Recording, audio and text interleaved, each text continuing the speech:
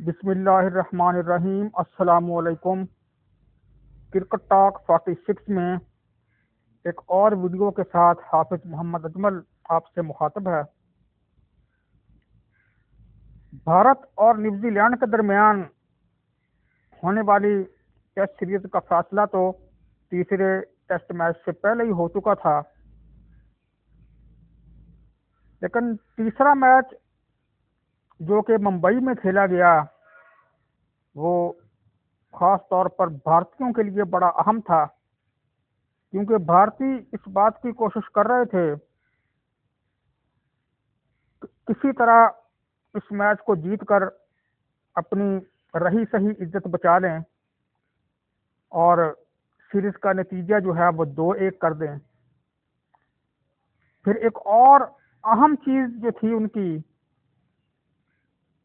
वो world test championship में भी पहली पोजीशन की हिफाजत थी, क्योंकि अगर वो ये मैच हारते तो वर्ल्ड टेस्ट चैंपियनशिप में पहली पोजीशन भी उनकी जो है वो खत्म हो जानी थी। तो यहाँ पर भी इसीलिए उनको लाजमी फतह दरकार थी। इसी चीज को देखते हुए उन्होंने यहाँ पर एक स्पिन ट्रैक का जुआ खेला और न्यूजीलैंड की टीम को घेरने की कोशिश की यहाँ पर। लेकिन बदकिस्मती ये रही उनके लिए कि ये हरबा भी उनका इस बार बिल्कुल नाकाम साबित हुआ और न्यूजीलैंड की टीम ने आखिरी टेस्ट मैच के अंदर दिलचस्प, सनसनीखेज और सख्त मुकाबले के बाद भारत की टीम को 25 रन से हराकर 3-0 से यह सीरीज जीत ली। अब न्यूजीलैंड की मौजूदा टीम को देखें तो मेरे ख्याल में ये उनकी तारीख की सबसे बेस्ट टीम है, जिसके अंदर कई वर्ल्ड क्लास प्लेयर शामिल हैं। उनके पास वर्ल्ड क्लास बैट्समैन भी हैं, बेहतरीन बॉलर्स भी हैं, बॉलर्स में फिर फास्ट बॉलर्स भी हैं, स्पिनर्स भी हैं, उनके पास ऑलराउंडर्स भी हैं। तो हर तरह से उनकी टीम जो है वो स्ट्रांग कही जा सकती है। भारतीयों को फिर अपने स्पिनर्स पे बड़ा नाज था, खास तौर पर रविंद्र जडेजा और रविचंद्रन अश्विन पर। फिर वाशिंगटन सुंदर ने पिछले मैच में बड़ी शानदार कारकर्दगी का मुजाहरा किया, वो वापस आए तो उन पर भी भारतीय टीम जो थी वो इन्हिसार कर रही थी। लेकिन अफसोस उनके लिए ये रहा कि सब मिलकर भी कुछ ना कर सके। अगरचे रविंद्र जडेजा ने 10 विकेटें इस मैच में जरूर हासिल की, लेकिन उनकी ये 10 विकेटें टीम को फतह दिलवाने के लिए नाकाफी साबित हुई। अब इस मैच में देखें तो न्यूजीलैंड की टीम पहली इनिंग्स में सिर्फ 235 रन ही बना सकी। विल यंग ने 71 और डैरल मिचेल ने 82 रन बनाए। भारत की तरफ से रविंद्र जडेजा ने 5 और वाशिंगटन सुंदर ने 4 विकेटें हासिल की। भारत की टीम की अगरचे टॉप ऑर्डर तो बड़ी जल्दी ढह गई थी, लेकिन उसके बाद फिर एक अच्छी पार्टनरशिप लगाई शुभमान गिल और ऋषभ पंत ने। उस वक्त ये लग रहा था कि भारत की टीम जो है वो अच्छी लीड यहाँ पर ले सकती है, लेकिन इस पार्टनरशिप के टूटते ही भारत की बैटिंग लाइन जो थी वो उसके बाद बड़ी जल्दी ढह गई और सिर्फ 263 रन ही कर सकी और 28 रन की बर्तरी ही वो ले सके। न्यूजीलैंड की तरफ से इजाज पटेल ने 5 विकेटें हासिल की। न्यूजीलैंड की टीम दूसरी इनिंग्स में भी सिर्फ 174 रन पर ही आउट हो गई। विल यंग ने पहली इनिंग्स की तरह दूसरी इनिंग्स में भी निसफ सेंचुरी बनाई और 51 रन बनाए। भारत की तरफ से रविंद्र जडेजा ने 5 और रविचंद्रन अश्विन ने 3 विकेटें हासिल की और सिर्फ 147 रन का ही टारगेट उनको मिला।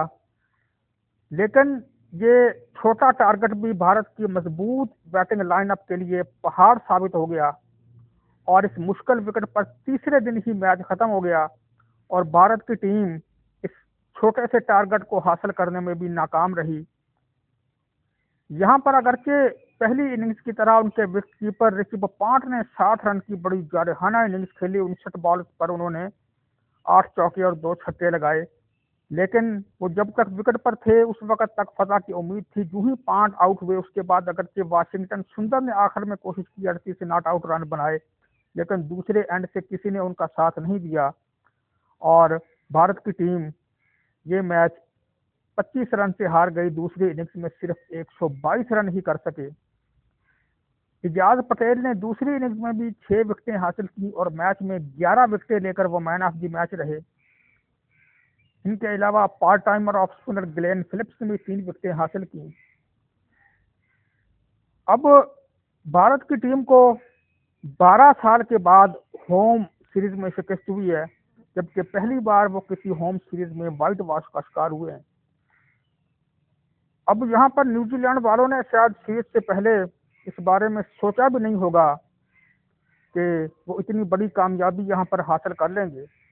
फिर उनके साबिक कप्तान और मेन बैट्समैन केन विलियमसन भी इस सीरीज में नहीं खेले, लेकिन इसके बावजूद बाहिम्मत न्यूजीलैंड की टीम ने भारत की टीम को ऐसे नाकों चने चबवाए, इस तरह इबरतनाक शिकस्तें दी कि भारतीय इस चीज को कभी भी फरामोश नहीं कर सकेंगे। और फिर भारत की टीम वर्ल्ड चैंपियनशिप के पॉइंट टेबल पर पहली पोजीशन से नीचे आकर आ गई है और दूसरी पोजीशन पर चले गए हैं। ऑस्ट्रेलिया अब पहले नंबर पर आ गया है। भारत के अक्सर जो बड़े सुपरस्टार प्लेयर्स हैं जिन पर भारतीयों को बड़ा नाज था, वो तमाम के तमाम इस सीरीज में बिल्कुल नाकाम साबित हुए। जैसे कप्तान रोहित शर्मा, विराट कोहली वगैरह इस सीरीज में कुछ भी ना कर सके।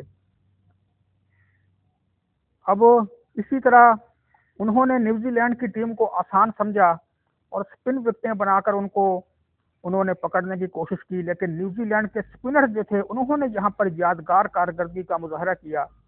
इजाज पटेल जो कि तजर्बाकार बॉलर हैं, उन्होंने पिछली सीरीज में भी अगरचे न्यूजीलैंड की टीम हार गई थी, लेकिन एक मैच के अंदर बड़ी यादगार कारकर्दगी दिखाई थी। उन्होंने एक इनिंग्स में 10 और एक मैच में 14 विकेटें हासिल की थी पिछले टूर में भी, जब न्यूजीलैंड ने भारत का किया था, और दुनिया के तीसरे बॉलर बन गए थे जिन्होंने एक इनिंग्स में 10 विकेटें ली थी। और इस बार भी इस तीसरे मैच में इजाज पटेल ने उसी कारकर्दगी का दोबारा मुजाहरा किया और 11 विकेटें लेकर अपनी टीम को या सिर्फ ये मैच जितवाया बल्कि 3-0 से सीरीज भी जितवा दी। इस तरह ये कहा जा सकता है कि पिछली बार जो इजाज पटेल के हाथ से काम नामुकम्मल रह गया था, इस बार उन्होंने पूरा कर दिया। अब भारत के लिए एक और मुश्किल मरहला अब ऑस्ट्रेलिया का टूर भी है। अगरचे उन्होंने इसी टीम का ऐलान तकरीबन कर दिया है जो मौजूदा टीम खेल रही है, लेकिन अब ये कहा जा रहा है कि अगर ऑस्ट्रेलिया में भी उनको मुश्किलात का सामना करना पड़ा तो उनके कई सुपरस्टार प्लेयर जो कि बरसों से मौजूद हैं, उनका कैरियर जो है वो उसके बाद दाव पे लग सकता है, जैसे विराट कोहली, रोहित शर्मा, रविंद्र जडेजा, रविचंद्रन अश्विन वगैरह। तो बहरहाल जो भी हो, भारतीयों को ये शिकस्त जो है वो हमेशा रुलाती रहेगी और कभी भी वो इस शिकस्त को भूल नहीं सकेंगे।